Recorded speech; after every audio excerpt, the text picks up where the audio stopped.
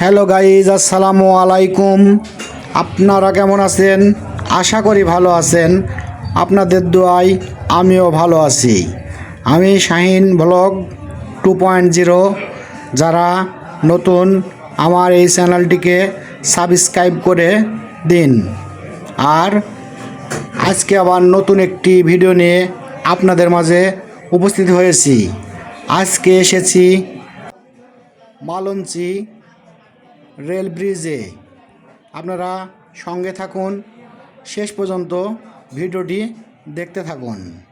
মালঞ্চি লোহার রেল ব্রিজটি 1927 সালে নির্মিত হয়েছিল এবং এটি নাটোর জেলার বাগাতিপাড়া ও লালপুর উপজেলার সংযোগ স্থলে অবস্থিত, যা ব্রিটিশ আমলে নির্মিত একটি গুরুত্বপূর্ণ অবকাঠামো। এটি এলাকার ইতিহাসের এক অবিচ্ছেদ্য অংশ হয়ে দাঁড়িয়েছে, যদিও এর সুনির্দিষ্ট নির্মাণ কৌশল বা বড় কোনো ঘটনার বিস্তারিত তথ্য কম পাওয়া যায়।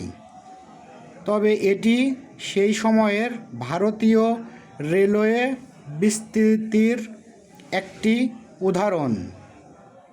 ঐতিহাসিক প্রেক্ষাপটও গুরুত্বপূর্ণ।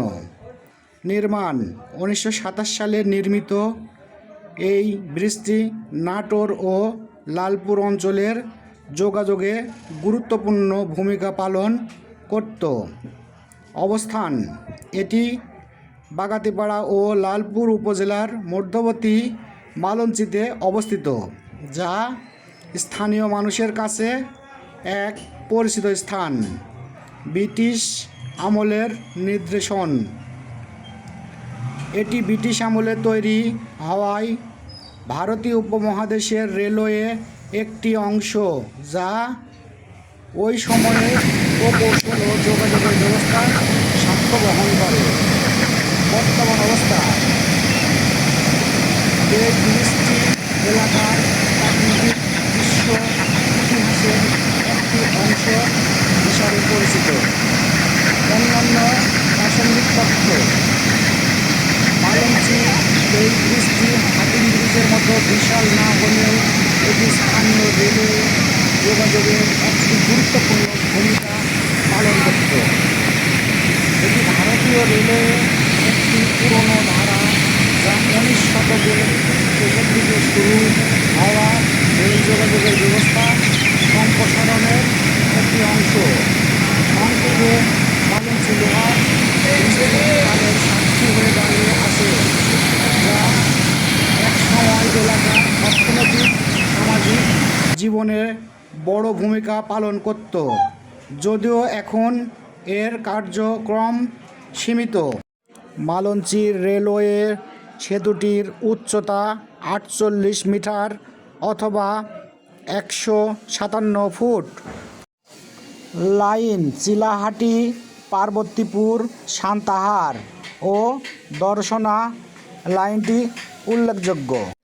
এখানে পবিত্র ঈদুল ফিতর ও পয়লা বৈশাখে মেলা উদযাপিত হয়।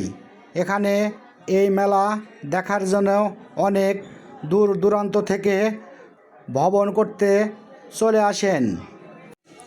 এই সেতুটির ঠিক পাশেই অবস্থিত ইউনো পার্ক। এই পার্কে অনেকেই ঘুরতে আসেন, অনেকেই তাদের বাচ্চাদের নিয়ে আশপাশে ঘোরেন। দেখেন বন্ধুরা, রেলের উপর দিয়ে কিভাবে মানুষ যাচ্ছে। এরকম আশা করি দুঃসাহসের পরিচয় আপনারা দিবেন না। যে কোনো সময় ট্রেন আসলে বিপদের সম্ভাবনা আছে, তাই ভুল করেও এইভাবে উপর দিয়ে পার হওয়ার চেষ্টা কখনোই করবেন না। বন্ধুরা, ভিডিওটা আপনাদের কেমন লাগলো আশা করি কমেন্টে জানাবেন।